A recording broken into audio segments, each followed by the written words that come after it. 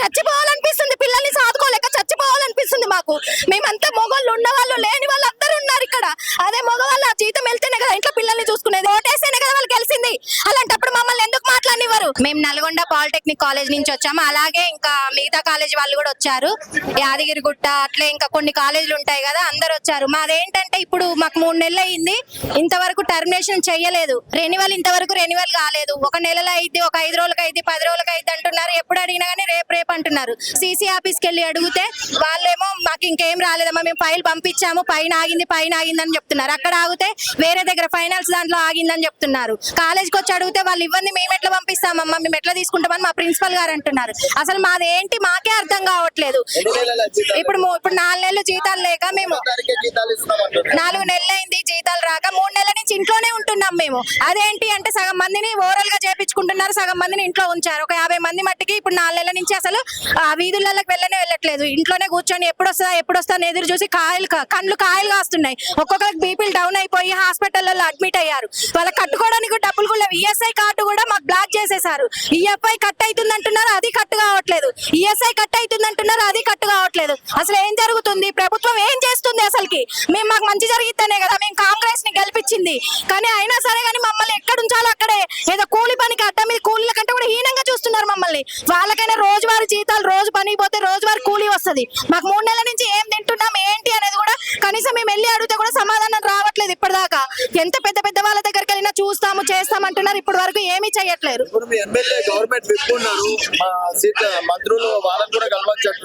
వాళ్ళని కలుద్దామని వెళ్తే పెద్ద వాళ్ళు కలవడం సరిపోతారు. మేము వెళ్తే వెనక్కి నెట్టేసేస్తారు మమ్మల్ని. మీరు ఎందుకు వచ్చారు? జరగండి అంటారు మమ్మల్ని. అసలు మేము ఓటేస్తేనే కదా వాళ్ళు గెలిచింది. అలాంటప్పుడు మమ్మల్ని ఎందుకు మాట్లాడినివ్వరు? ఇప్పుడు మీరు వచ్చారు, మీరు మాట్లాడమంటే మేము ఇంత ఓపిక గా మాట్లాడుతున్నాం కదా. వాళ్ళ దగ్గరికి వెళ్ళినప్పుడు మమ్మల్ని కూడా మాట్లాడియాలి కదా, మాట్లాడినారు. వాళ్ళు వెళ్తే మమ్మల్ని నెట్టి పడేస్తారు. మేము ఒకసారి వెంకటరెడ్డి గారిని కలవడానికనే నల్గొండ అక్కడి నుంచి వెళ్తే అక్కడ నెట్టి పడేశారు మమ్మల్ని. అసలు మా సమస్య ఏంటో కూడా వినలేదు ఆయన అయితే అసలుకి. అట్లనే ఇంకా కొంతమంది ఉన్నారు, ఎక్కడికి వెళ్ళినా కానీ ఇంతే. సీసీ ఆఫీస్కి వెళ్తే అక్కడెక్కడో నిలబెడతారు. మేమేం చేయాలి? మేడం చెప్పలేదు, మేమేం చేయాలి? మంత్రి చెప్పలేదు. ఇదే మాట పదే ఇదే ఈయన మాకు అసలు చచ్చిపోవాలనిపిస్తుంది, పిల్లల్ని సాదుకోలేక చచ్చిపోవాలనిపిస్తుంది మాకు. మేమంతా మొగోళ్ళు, ఉన్నవాళ్ళు, లేని వాళ్ళు అందరూ ఉన్నారు ఇక్కడ. అదే మగవాళ్ళు ఆ జీతం వెళ్తేనే కదా ఇంట్లో పిల్లల్ని చూసుకునేది. వాళ్ళకు కూడా ఏది లేకుండా అయిపోతుంది.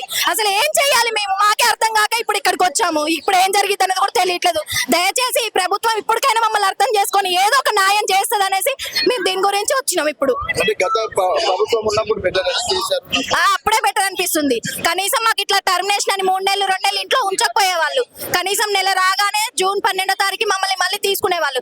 ఈసారి అట్లా లేదు. పోయిన సంవత్సరం నుంచి మాకు అసలు ఒక నెల అంటున్నారు, 3 నెలల దాకా కూడా ఏది చెప్పట్లేరు. అసలు మేము చేస్తున్నామా, మేము ఉద్యోగానికి వెళ్తామా వెళ్ళామా, అసలు మాకే అర్థం కావట్లేదు. ఇవ్వట్లేదు. వస్తుంది, రేపు వస్తుంది, ఎల్లుండి వస్తుంది, ఇదే మాట. ఇప్పుడు కూడా అడిగితే కూడా రేపు వస్తుంది, ఎల్లుండి వస్తుందని. మా పక్కన ఉన్న వాళ్ళు ఉంటారు అన్న వాళ్ళని మేము అడుగుతున్నాం, వాళ్ళు చికాకు పడుతున్నారు. మేము ఏం చేయాలమ్మా? మేము అడిగితే వాళ్ళు ఇట్లా అంటున్నారని వాళ్ళు చెప్తున్నారు. ఇప్పుడు అదే ప్రభుత్వము, మీరు ఉన్నారు లేదంటే మీరు వేరేదన్నా చూసుకుంటారు, ఏదో ఒకటి చేసుకుంటారు. ఇప్పుడు అడ్డ మీద కూలికి వెళ్తే 1000 రూపాయలన్నా వస్తుంది. సో ఆ క్లారిటీ కూడా ఇస్తలేరా? ఇవ్వట్లేదు. అట్లనే మేము ఇది వాళ్ళు వస్తుందేమో, ఏ పనికైనా వెళ్తే మళ్ళీ ఫోన్ వస్తుందేమో, మళ్ళీ వెళ్ళకపోతే తీసేస్తారేమో, ఇవాళ వెళ్ళి జాయిన్ కావాలని ఏ పనికి వెళ్ళకుండా అయిపోతుంది. మేము చాలా మంది ఉన్నారు, ఒక 200-300 మంది ఉన్నారు. ఇప్పుడు మరి ఒక 50-60 మంది అయితే ఓవరాల్ గా కొంతమందిని తీసుకున్నారు. ఒక 50-60 మంది మాత్రం ఏమీ లేకుండా ఎప్పుడు ఎదురు చూస్తూనే ఉన్నాం 3 నెలల నుంచి.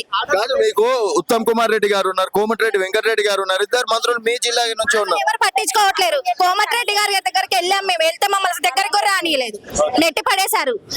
నేను ఇంకొక అక్క ఇద్దరం వెళ్ళాము, ఇంత దగ్గరలోనే ఉన్నాము. ఇవాళ విఠల్ రాజేంద్ర సార్ కూడా మాతో మాట్లాడారు, కానీ ఆయన ఒక సెకండ్ కూడా మాతో మాట్లాడలేదు. కోమటిరెడ్డి వెంకటరెడ్డి గారు నెట్టి పడేశారు, అసలు లోపలికి ఎలో చేయలేదు. శాలరీ లేవు సార్ 3 నెలల నుండి.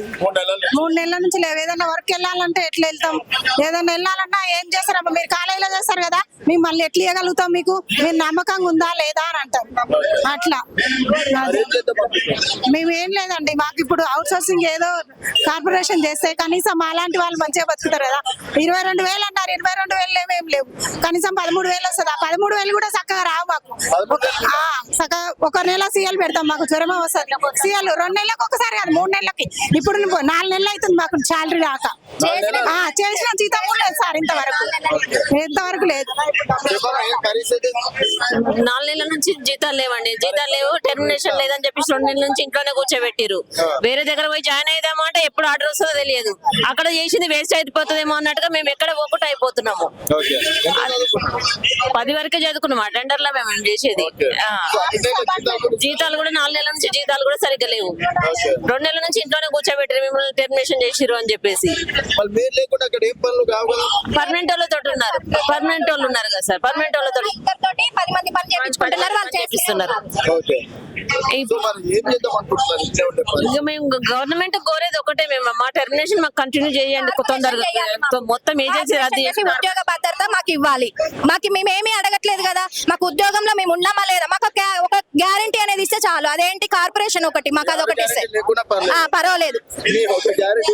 మాకు ఉద్యోగం ఉంటే చాలు కదా. అసలు ఉద్యోగమే లేదా ఉందా అనేది ఏం తెలియట్లేదు. 6 గ్యారంటీల సంగతి దేవుడు ఎరుగు. అసలు ఇది ఒకటైనా వస్తుందా రాదా అనేది కూడా తెలియట్లేదు. పెట్టుకుంటారా లేదా అనేది కూడా భయం అవుతుంది మాకు, అదొక భయం వేస్తుంది. మళ్ళీ తీసేసిన వాళ్ళని కూడా పెట్టుకుంటారా లేదా ఏంటి అనేది పరిస్థితి. కాలేజీకి వెళ్తేనేమో వాళ్ళు ఎట్టి చాకిరి సార్, ఏవో గానీ సూపరింటెండెంట్ గానీ ప్రిన్సిపల్ గారు గానీ మేమో ఇచ్చేస్తాం అని చెప్పేసి వాళ్ళని మాటికి మమ్మల్ని బెదిరిస్తున్నారు. అదేంటి అని అడిగితే మాకు ఎవరు సపోర్టింగ్ లేరు వచ్చి అడగడానికి. మేము టెక్నికల్ ఎడ్యుకేషన్ నుంచి మాట్లాడుతున్నాం, పాలిటెక్నిక్ కాలేజ్ నుంచి. మేము గత 12, 13, 20 సంవత్సరాల నుంచి ఈ ఉద్యోగాలు చేస్తున్నాము, అవుట్ సోర్సింగ్ ఉద్యోగాలు. ఉమ్మడి ఆంధ్రప్రదేశ్ లో ఉన్న విధానమే మంచిగా ఉన్నది, కానీ ఇప్పుడు తెలంగాణ కోరి తెచ్చుకున్న తెలంగాణలో మా జీవితాలని నాశనం చేస్తున్నారు ఈ ప్రభుత్వాలు. గత ప్రభుత్వాలు అలాగే ఉన్నాయి, ఇప్పుడు కొత్తగా వచ్చిన ప్రజల సర్కారు కూడా ఇలాగే ఉంది. మాకు కార్పొరేషన్ చేస్తాము, అది చేస్తాం, ఇది చేస్తాం అని అన్నారు, కానీ ఒక ఏజెన్సీ విధానాన్ని జలగలాగా పట్టి పీడిస్తున్న ఏజెన్సీ విధానాన్ని రద్దు చేసి మాకు నేరుగా జీతాలు మాకిచ్చే పైసలు నేరుగా ఇస్తే మా జీవితంలో కొద్దిగా వెలుగు నింపిన వాళ్ళు అవుతారు. ఈ గొంతమ్మ కోరికలు కావండి, ఇది గొంతమ్మ కోరికలు కావండి. మేము అడిగేది చిన్న విషయమే, మాకిచ్చే మీకు ఆర్థిక భారం 1 రూపాయి కూడా మీ ఆర్థిక భారం పడకుండా ఏజెన్సీ విధానాన్ని రద్దు చేస్తే నేరుగా కార్పొరేషన్ వాళ్ళ మాకు ఇప్పిస్తే అవే డబ్బులు మాకు అదనంగా ఒక 4,000 ఎక్కువ దొరుకుతాయి. అందులో ఇంకోటి చాలా పెద్ద సమస్య ఇప్పుడు ఏమైందంటే ఆటోమేటిక్ గా గత ప్రభుత్వాలు సంవత్సరాలు రెన్యువల్ అనేది ఆటోమేటిక్ గా అయిపోయేది. రెన్యువల్ అనేది చాలా 4 నెలల నుంచి పెండింగ్ గా ఉన్నది. ఓరల్ ఇన్స్ట్రక్షన్ తోటి కొంతమందిని తీసుకున్నారు, ఆ రెన్యువల్ ఆర్డర్ రాక ఆ ఓరల్ గా చేసేటోళ్లకు జీతాలు లేవు, ఇప్పుడు పాత వాళ్లకు జీతాలు లేవు. ఇప్పుడు మేము చెయ్యాలా వద్దా ఎటు అర్థమవుతుంది, ఆ జీతాలు వస్తే అర్థం కావట్లేదు. ఇప్పుడు మేము ఇంటి దగ్గర ఉంటున్నాం, ఈ రోజు ఫోన్ చేసి రెన్యువల్ వచ్చింది రమ్మారంటే వేరే పని చేసుకోలేకుండా ఇప్పుడు జీవితాలను గడపలేకుండా 4 నెలల నుంచి జీతాలు లేవండి. మాకు 4 నెలల నుంచి జీతాలు లేక అసలు డ్యూటీలు చేయలేక అసలు చేద్దామా వద్దా ఎటు అర్థమైతలేదు సార్. అంత ముందు ప్రభుత్వాలు అయినా కానీ సంవత్సరానికి ఆటోమేటిక్ గా రెన్యువల్స్ వచ్చేటి, రెన్యువల్స్ వచ్చి ఎవరి జీతాలు వాళ్ళు ఆటోమేటిక్ గా రెన్యువల్స్ వచ్చేసి ఎవరి ఉద్యోగాలు వాళ్ళు చేసుకునేది. ఇప్పుడు అది కూడా రాకుండా అయిపోతుంది. దీనికి అంతా ఒకటే పరిష్కారం, మాకు ఉద్యోగ భద్రత కల్పించాలి. ఉద్యోగ భద్రత ఏంటిదంటే ఓన్లీ కార్పొరేషన్ ద్వారా అదొకటి చేస్తే, కార్పొరేషన్ ఒకటి చేస్తే వీటన్నిటికీ సమస్య పరిష్కారం అవుతుంది. ఉద్యోగ భద్రత కల్పించుకుంటూ కార్పొరేషన్ చేస్తే మీకు ఆర్థిక భారం 1 రూపాయి లేకుండా కూడా మాకు మేలు చేసిన వాళ్ళు అవుతారు. అది కూడా మీకు ఇష్టం లేదనంటే మీరు ఇది ఏదో మనసులో పెట్టుకొని చేస్తున్న విధంగానే ఉన్నది, కానీ మీకు ఆర్థిక భారం లేనప్పుడు చేయడానికి సమస్య ఎక్కడున్నది మీకు?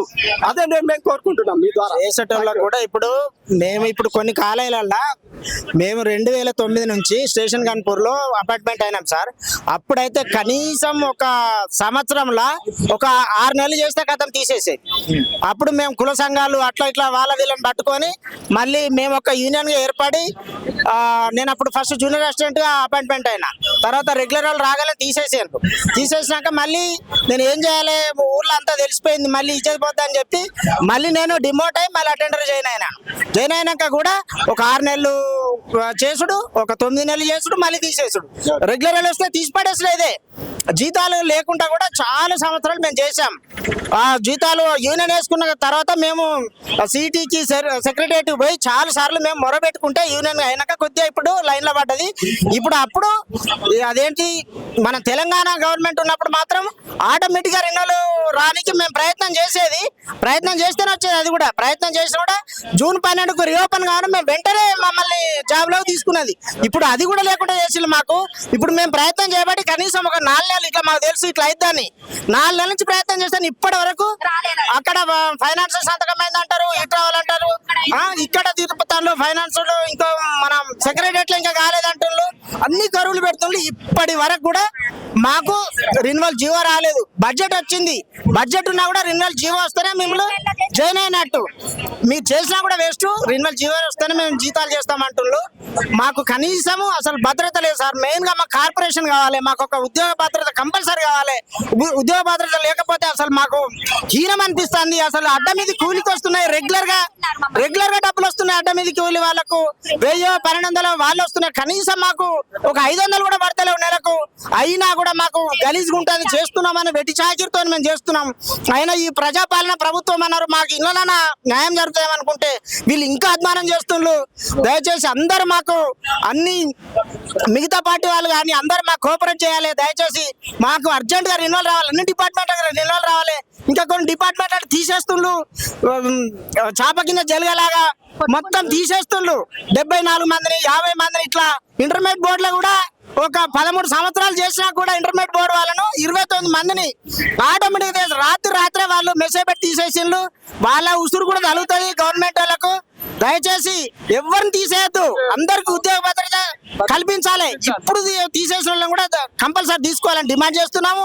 దయచేసి అందరు మాకు కోఆపరేట్ చేయాలి. మెయిన్ గా మీడియా వాళ్ళు మీరు సహకారం చేస్తేనే మాకు తెలుస్తుంది. అందరూ దయచేయాలని కోరుకుంటూ ముగిస్తున్నాం. నా పేరు Damodar from Warangal. Thank you అన్న, మా కోసం మీరు పోరాడుతున్నారు. ఎప్పుడు మీ సహకారం మాకు ఎప్పుడు ఉండాలని మేము కోరుకుంటున్నాం అన్న.